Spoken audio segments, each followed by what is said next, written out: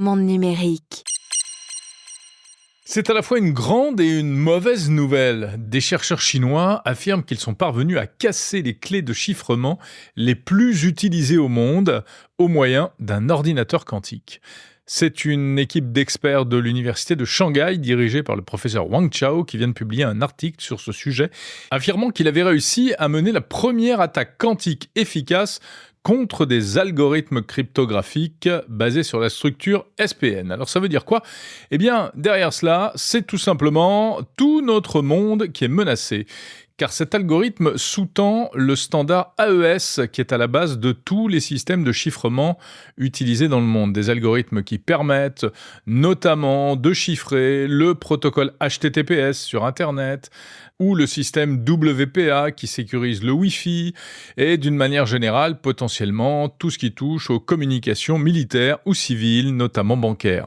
Une telle technologie, si un État la détenait, eh bien, il serait potentiellement capable de percer tous les secrets des autres États. Alors les Chinois, pour réaliser cet exploit, ont utilisé un ordinateur quantique D-Wave Advantage de la firme canadienne D-Wave Systems. Et ils se sont servis de la technologie dite du recuit quantique. Rien à voir avec le fait de réchauffer un gratin. Ce principe du recuit quantique consiste à rechercher l'état d'énergie le plus bas, ce qui est comparable, expliquent les experts, au fait de guider une balle à travers un paysage fait de collines et de vallées. Les algorithmes traditionnels, eux, doivent explorer tous les chemins en montant et en descendant plusieurs fois. Mais dans un ordinateur quantique, les particules peuvent traverser les collines pour trouver le point le plus bas, ce qui évidemment permet d'aller beaucoup plus vite et donc de résoudre les équations qui sont à la base du fameux chiffrement. Alors, est-ce que ça veut dire que cette découverte chinoise doit nous faire paniquer et jeter nos cartes bancaires à la poubelle, ainsi d'ailleurs que nos missiles nucléaires et tout ce qui va avec ? Non, évidemment, pas de panique. Car si c'est une avancée a priori remarquable, eh bien en fait, même les chercheurs chinois eux-mêmes reconnaissent que l'histoire n'en est qu'à ses balbutiements. Le système, explique Wang Chao, est encore trop sensible aux perturbations externes. En gros, ils expliquent qu'ils pourraient le faire et qu'ils ont trouvé comment le faire, mais qu'ils ne l'ont pas encore fait car ils ne savent pas trop comment s'y prendre. La prudence est toujours de mise avec les annonces concernant le quantique.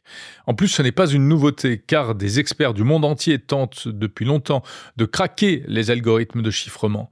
Il y a régulièrement des annonces venant d'universités, ici et là dans le monde, à ce sujet. Mais le truc, c'est que c'est quand même une menace, et en plus, on sait depuis longtemps que cela arrivera un jour. Cependant, la bonne nouvelle, c'est que des chercheurs planchent également, parallèlement, depuis des années, sur des solutions pour faire face à cette menace quantique. C'est ce qu'on appelle la cryptographie post-quantique. En d'autres termes, des systèmes de chiffrement qui, eux, seront capables de résister dans le futur aux bulldozers quantiques.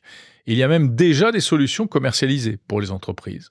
Mais le temps presse, car on voit bien que la menace se rapproche, sans compter que des données chiffrées aujourd'hui avec des algorithmes classiques, donc pour l'instant inviolables, eh bien si elles sont interceptées, copiées, conservées sagement dans un coin de disque dur pour être ensuite déchiffrées avec ces futures cyberarmes quantiques, évidemment, ça pourrait faire très mal.